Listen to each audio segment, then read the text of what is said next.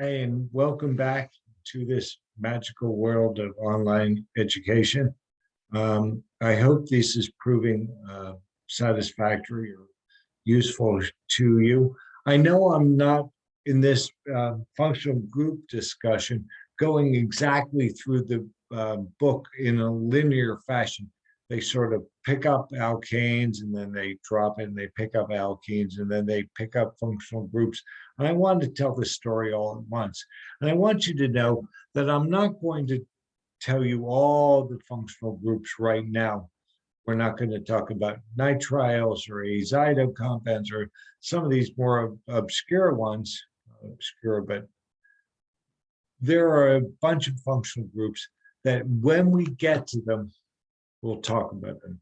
But there's a bunch of functional groups that without the names of these functional groups, I can't really talk to you about chemistry.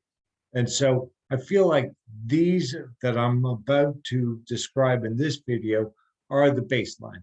They're the functional groups we all have to know, and nomenclature we have to know, so that we can talk about these things.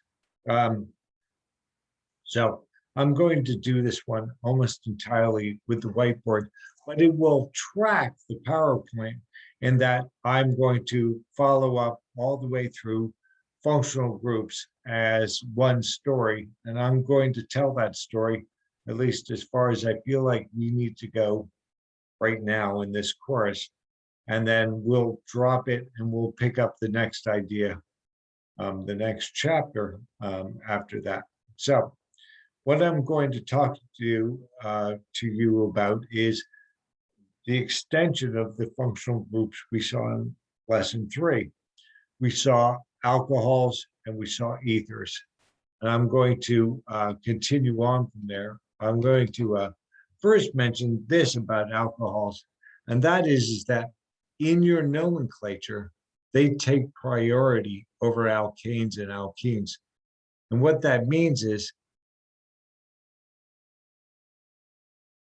so this is 1, 2, 3, 4, 5. It's pentane or pentanol. But I could make a structural isomer of that.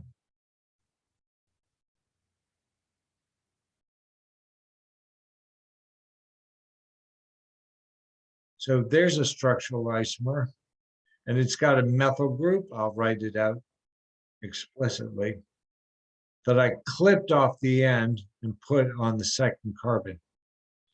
So there's two ways you could imagine naming this. You could imagine naming it. Remember, we want low numbers, but we could call this, 2-methyl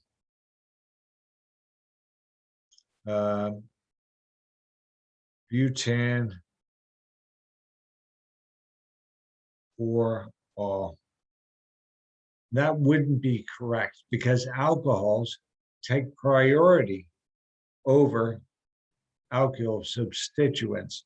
So this is not called that. The major molecule is butan 1-all, and at third carbon is a methyl group, right?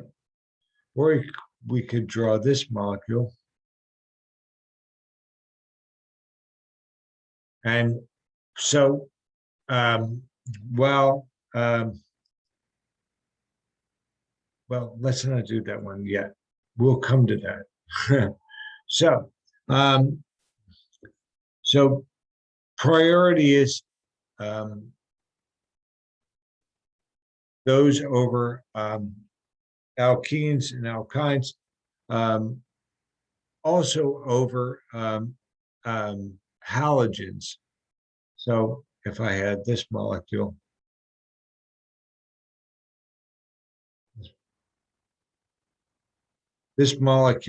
the root of this molecule is 1, 2, 3, 4, 5, 6, is hexane 3-all. And if that's 3, it is 6-chloro. And that flies in the face of the pick the smallest numbers, but alcohols and ethers take priority. The one thing I didn't say correctly on the last video, and the minute I was doing it, I knew I was making a mistake, is what I want you to picture for ethers is, here's an ether,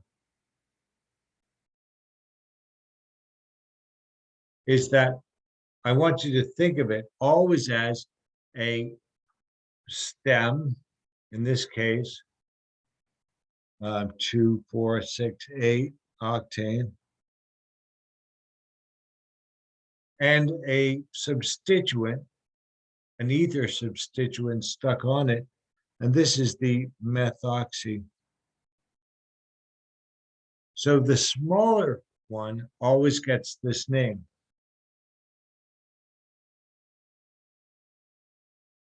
And in fact, it's at 4 methoxy octane. All right, so alcohols and ethers, those functional groups. Now, the next thing, the next vocabulary I want you to know, it starts with this idea that oxygen makes 2 bonds and it can make it to 2 different things like alcohols and ethers, or it can make 2 bonds to the same carbon. When it does, we have this generalized term for it, which is carbonyl. Carbon, YL, although you pronounce it.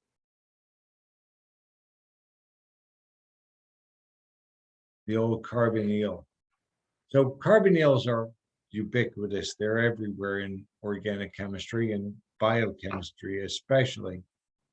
But I'm going to give you 2 functional groups that are especially relevant and important and linked in your text. There will be 2 chapters where we discuss only these carbonyls, and those chapters are titled aldehydes and ketones and aldehydes. They're linked because their chemistry is not the same, but they have similarities in how they can be, reacted and how they can do chemistry. So remember that alcohol was a CO on the end, and ether is a CO in the middle. Well, we have the same chemistry here. Let's say this carbonyl is on the end of a molecule. It's on the last carbon of the 4. So it's butane with this carbonyl on it. Well, carbon makes 4 bonds, so we always cap it with a hydrogen, like we did with alcohol. When it's on the end of a molecule, it's called an aldehyde. So this one is C4H8. And the nomenclature is straightforward. It's al. You take the first words.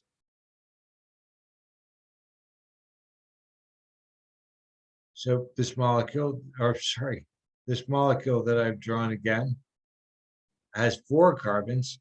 So it's butan al. You don't have to write 1 butanal. By definition, an aldehyde is on the end. And aldehydes and ketones take priority over not only alkyl substituents, like methyls or ethyls, but also over halogens and over alcohols. So for instance, if I took this butanol, and I had no H there, and you're thinking, wait, is that an aldehyde and an alcohol? Well, yes, it is. But what we're going to do is change the name of this OH. We're going to say that this is carbon 1. Before, we're going to change the name of that. When it's not a priority, when it's not butanol, when it's butanal with this OH on the 3rd carbon, call it 3-hydroxy. butanal. So anyway, aldehydes. Well, let's take the functional group isomer of this, being same molecular formula, different arrangement. We're going to take that double bond and pop it off and put it on a different carbon.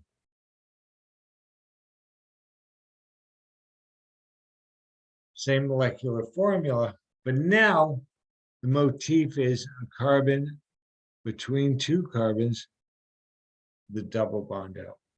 I should be writing in my lone pairs because they play such a role in oxygen chemistry. So now we have a different motif, C double bond O, and another C. And these are called ketones. They take priority over alcohols, over halogens, over alkyl substituents. So, for instance,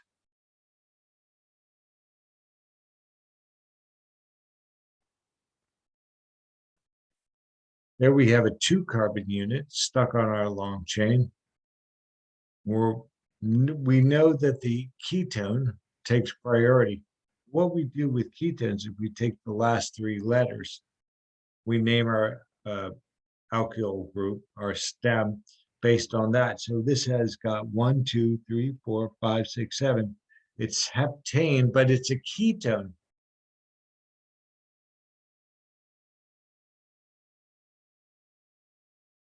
You'll notice that in this case, since the double bond O could have been on the 3rd carbon just as easily, not the first.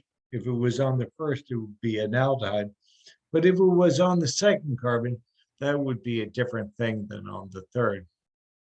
And so that becomes the priority 1, 2, 3, and 4. So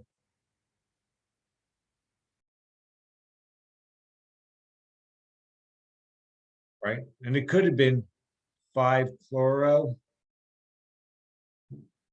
Well, yeah, it would be 5-chloro-4-ethoxy-2-heptanone. The whole priority system is based on that ketone. And we know a lot about ketones. Ketones are, famously how we describe diabetes diagnosis. We have a whole host of molecules in our, in the world we live in that are ketones, like testosterone and prednisone, and a lot of the performance enhancing drugs have names with ketones in it. When you hear ONE, there's a ketone. Um, so, so there's 2 more molecules, functional group isomers. Now, what I'm going to do for this functional group pair is I'm going to show you not a carbonyl, but a carbonyl attached to an oxygen. Now, it's not a carbonyl anymore. It's a new motif, a carbon dioxide, if you will. And it's called a carboxyl. Not a carbonyl so much as a carboxyl group. And like alcohol or like aldehyde, I can put that on the end of a molecule.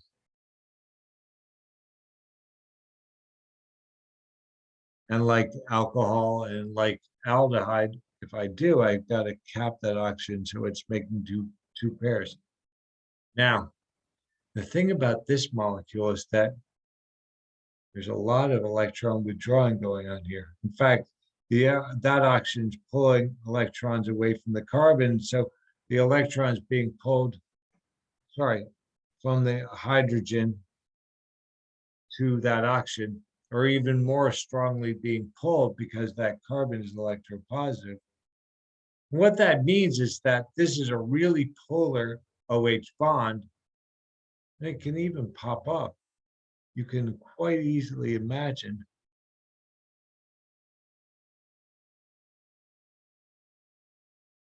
when we talk about acids and bases, one simplified version of what an acid is a proton donor. And here is this carboxyl, because it's on the end of a molecule, acting as an acid, donating a proton. Because of that, it's acidic. We call it a carboxylic acid. There's a carboxylic acid. And it's on the end of a molecule. There's lots of famous ones like this, right? Ethanol. Oh, and when it gets named, it gets the name oic acid. So this is ethanoic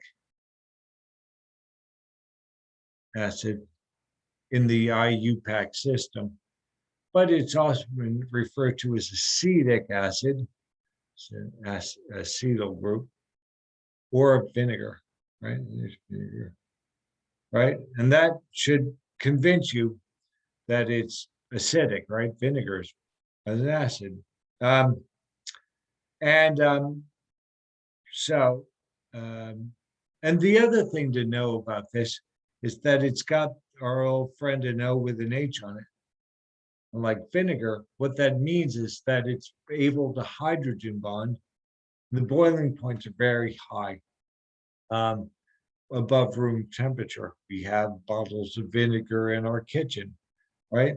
So this molecule that we started with, it's got 4 carbons, so it's butanoic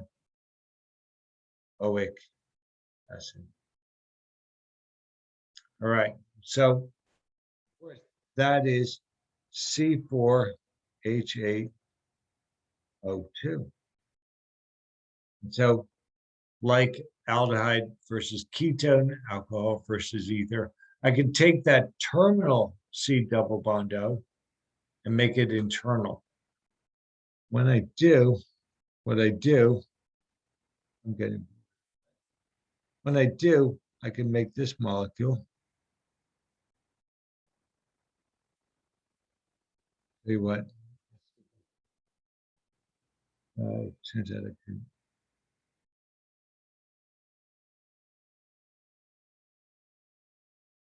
All right. Oh, shoot. So here's a molecule, also C4H8 O2. It is a functional group isomer, and it has very different chemistry. How is the chemistry different? Well, it doesn't hydrogen bond, right? It forms it is polar, so it's going to have 2 poles, dipole forces, and we'll get to that. But it's not going to hydrogen bond. So the boiling point, the point at which it boils, is much lower. And these are very different chemical substances, although they're isomers. They're called esters. I'm sorry about the ether ester thing. I wasn't asked about the nomenclature. These are esters, and you need to know esters. And the naming rules for esters are that methyl, we look at the carbon dioxide from the perspective of the carbon, that methyl is stuck on that carbon dioxide molecule. So we say that the methyl group is stuck on it. And we'll see that O8 is the name of it. So we said that this root molecule is propan, because it's saturated, propan O8. What's on that propan O8? A methyl. Okay. And if alcohol or any other functional group is stuck onto it,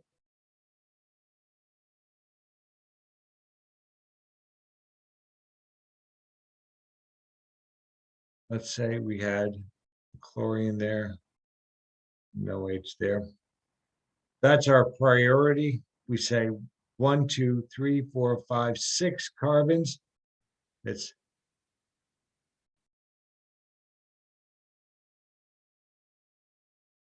hexanoate with an ethyl on it. What's on this ethyl hexanoate? Well, we alphabetize this. It's on, if that's 1 bifluoro 4-hydroxy ethyl hexanoate. And we'll see examples of this in our nomenclature. So 6 functional groups: alcohol ether, and the middle aldehyde ketone, and the middle carboxylic acid ester. Let me show you 2 more functional groups that we'll come across all the time. These are not functional group isomers, and they don't involve oxygen. Well, one does, but they're mostly brought up because they involve nitrogen.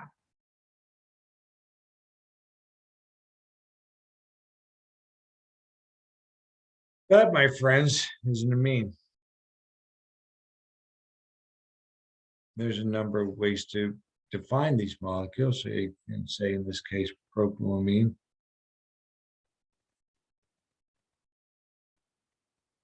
or aminopropanes.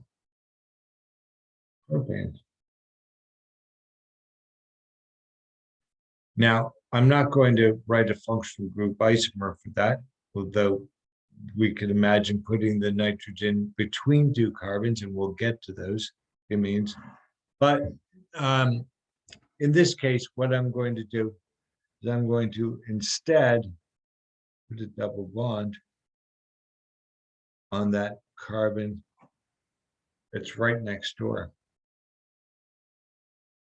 Now it's not an amine anymore, it's an amide.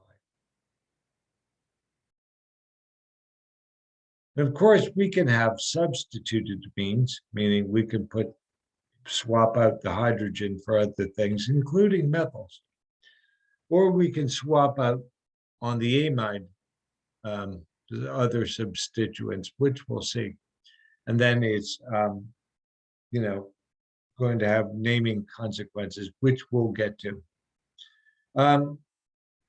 So those are really the 8 functional groups. So you just have to be able to describe. By the way, for you biologists out there, because biologists seem to like to have their own names for things, they don't call them amides, they call them peptides.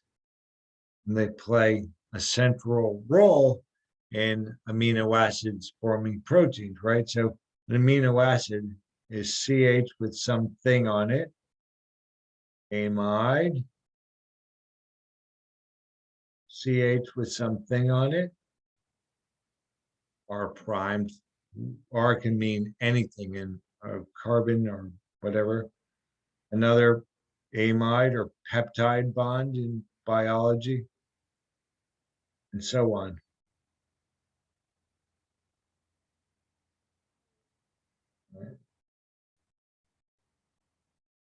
That's how proteins are formed, or what proteins are.